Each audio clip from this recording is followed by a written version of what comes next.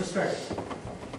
The reality is putting on this kind of band-aid really doesn't help us any. It restricts your movement. It doesn't give you freedom. It actually gives you a prison. And if you look in God's holy word, it says, so then let's not be like other people. Let's not be asleep. Let's be alert, self-controlled for those who sleep at night. Those people who get drunk at night, those people are not doing what God wants you to do. You're supposed to stay alive and be part of the day. Drugs do dull your senses. And they make it so that you don't know the difference between right and wrong, and it increases the likelihood you're going to be doing the wrong thing in life. Drugs are not going to take away the pain of not knowing God. It's not going to happen.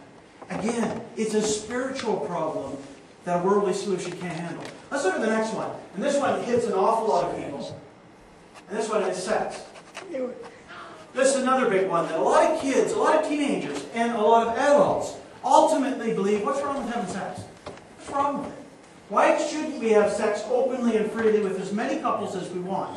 Why not? Society tells us now with contraceptives, it's okay now. You can have sex with many people. You'll never get caught. You'll never face a consequence. Guess what? Go for it. Have fun. God made sex. Have all the pleasure you want. Is that true? To some extent, there is pleasure behind it. Physical well-feeling. You've got a lot of self-esteem because you've had multiple partners. People really like you. You sit back and say you're the cool person. You have lower blood pressure because of the sex. You get a chemical goes through your whole body, makes less stress. There's a lot of good benefits to it. But what does it really do to you? It destroys any chance you'll ever have of having long-term relationships. It makes it very difficult. Here's some of the numbers on sex. 7% of girls between 15 and 19 will get pregnant, and out of that, 50% of them will have an abortion. If you think an abortion will not affect your life, guess what, gentlemen? If you get a lady pregnant, it affects both of you equally as well, because every time you look into a child's eyes, like one of these children that's here this morning, you think about the child you got rid of. You think about the child that will never be. And while God will forgive that sin, and does forgive it, guess what? A lot of ladies, you never forgive yourself. A lot of men never forgive themselves for allowing a fetus to be aborted. That is a lifetime decision.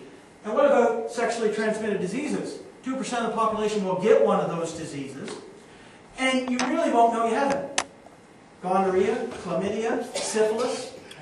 Did you know that gonorrhea, for instance, you can have that for years and not know you have it? Did you know that chlamydia, women can get that, and they can have it for a long period of time, and it actually destroys their reproductive system, and a lot of women become infertile because of it. They'll never have children. And they don't even know it until they try to have children and find out they've had the disease.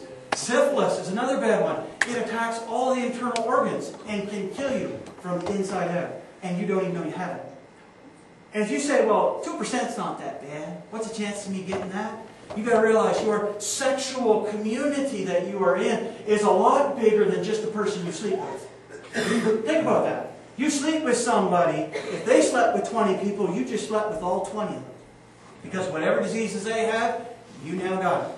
Now, if you sleep with 20 people in your lifetime between 15 and 19, which is roughly the average, that means about 400 people are in your community. What's the chance of you getting a sexually transmitted disease? Extremely high. Much bigger than 2%. It's almost a given. And you won't even know you have it. What about relationships? The devil tells us if you have sex, you're going to feel really good about your relationship. Is that true? Definitely not. 80% of all women in Canadian universities state that they've met with some type of sexual violence. 4 out of 5 women said they didn't have a good relationship in university, that the men abused them, either emotionally or physically. And, this is really scary, 60% of the men, and this is an anonymous survey, said, I would rape a woman if I thought I'd get away with it. If I was guaranteed to get away with it, I would do it. 60%. 1.5% of the people of the population now, they actually believe in same-sex. They're practicing same-sex. They're open with it. And that rate is increasing by 11% per year. That is staggering. Billy Graham made a comment after he saw statistics similar to this. He said, you know what? If God doesn't come soon and deal with us, He's going to have to go back to Sodom and Gomorrah, ask for forgiveness because He was way too harsh on them because He's done nothing to us. Isn't that true? And here's the statistic that's the worst of all of them. 40% of people end in divorce. Actually, it's higher than that. If you add people who live together, it's actually 56% will end their long-term relationships. You know the number one reason why they do? It's because they've had so many partners in their lives that have walked away from the relationship that now they're scared. And as soon as they see even a small sign of rejection, they're gone. It destroys your ability to have a long-term, loving relationship exactly the way that God wanted you to have it in the first place. God says this about sex. He says, for this reason, a man will leave his mother and father and be united unto his wife, and then they will become one flesh. Because God doesn't want you to have that guilt. God doesn't want you to have that rejection of having multiple partners who said no to you. Because when you hear no too many times, you start to believe you can't have a long-term relationship. And you can. You're expected to. And what does God say about homosexuality? Even their women exchange natural relations for unnatural ones. Men committed indecent acts with other men, and they receive the due perversion that they rightfully should get. God doesn't believe in homosexuality. Nor does God believe in having sex outside marriage. Neither one of them. And when the world tells you all your pain will disappear when the pleasure of sex comes into your life, the world's actually lying to you. Because ultimately, you're never going to find that really good long-term relationship by having too many short-term ones. So I'm going to get Rob to give me a hand, because this one I'm pretty sure I can't do. I hope I can use it. I'm going to use the wrap that around my hair. And then, where are we here?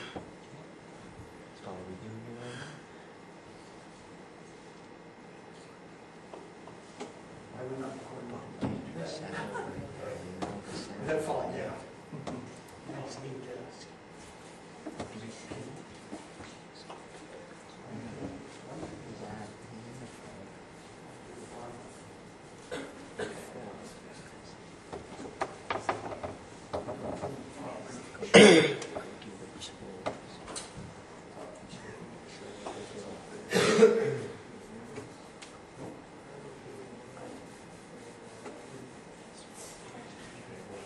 Yeah, hasn't stuck me yet. Wonder why. Oh. What are you doing?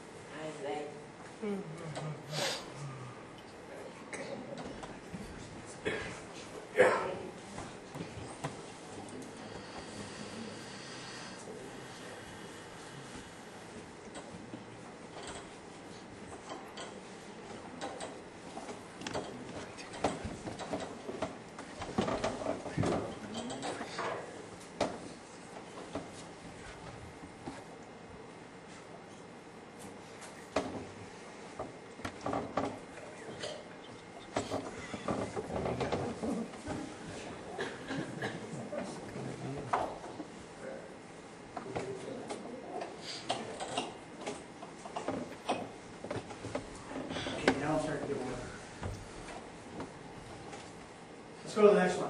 The world also tells us that things are really cool. The world tells us that we got to have the nicest house, the nicest toys, the nicest car. And it would be really nice if we could dine out every single night. That'd be awesome. It'd be amazing if we could have somebody wait on us hand and foot. And we're willing to do whatever we can to get those things. The world tells us if you got enough things, you'll feel enough pleasure, and ultimately you'll feel absolutely no pain anymore from being away from God. When we look at the numbers, we find out that my self-esteem goes right through the roof when I have lots of things, because everybody believes in this society, the more I have, the more valuable I am, the better I am in society. Also, on top of that, you become extremely popular because people think, hey, if he's successful and rich or she, hang around them. Maybe it'll rub off on you and maybe you'll get some of those things. On top of that, you've got feelings that you have inside of you that I got financial stability, so I don't have to worry about the future. These are all things that we desire and we seek. Every commercial has the same basic emphasis. And that is, look at what you could have, and look how much pleasure you would have with it. Go after it and get it. Most young people can't afford those things. So what do? They get in debt right up to their eyeballs, and they try to get those things. And this is what happens to you. 31% of our population right now is considered a workaholic. That means you work more than 60 hours per week, and you don't take vacations. 6 days a week, 10 hours a day, all you do is work. And a lot of people work on Sunday too. Wow. That's terrible. And on top of that, you have the idea that 40% of every single dollar I earn now goes to my dad. 40 cents. That means half of my time, half of my day in this 60 to 80 hour day that I have, I'm going to be working for Dad. Not for me, for Dad. To pay off the things I already have. It gets really bad for people. So bad that people say, I didn't quite work out right. 56% of the people say, I feel absolutely trapped because of this. You know what? If I'm working 60 to 80 hours to get the things I think I want to get rid of the pain, my question is, when am I ever going to use those things? When am I ever going to enjoy them? When can I ever go on the boat? When can I ever go on that yacht? When can I ever enjoy the nice fancy car I got? Or any of the things I've accumulated? And the answer is, I'm never going to. Somebody else will, but it won't be me. And a lot of people get very frustrated with that. 67% of the people in society are obese. Why? Because they don't have enough time to exercise. And 25% of the people have a mental illness directly attributed to working way too many hours. It's destroyed their lives. And the last one's the worst. 70% of parents say, I've blown up with my kids. I spent no time with them. They're fully grown up. They're fully messed up. And I wish I would have spent a lot more time. 70% said I ruined my family life by working way too many hours. Things don't necessarily get you away from the pain. We're going to try this one. This is the last one.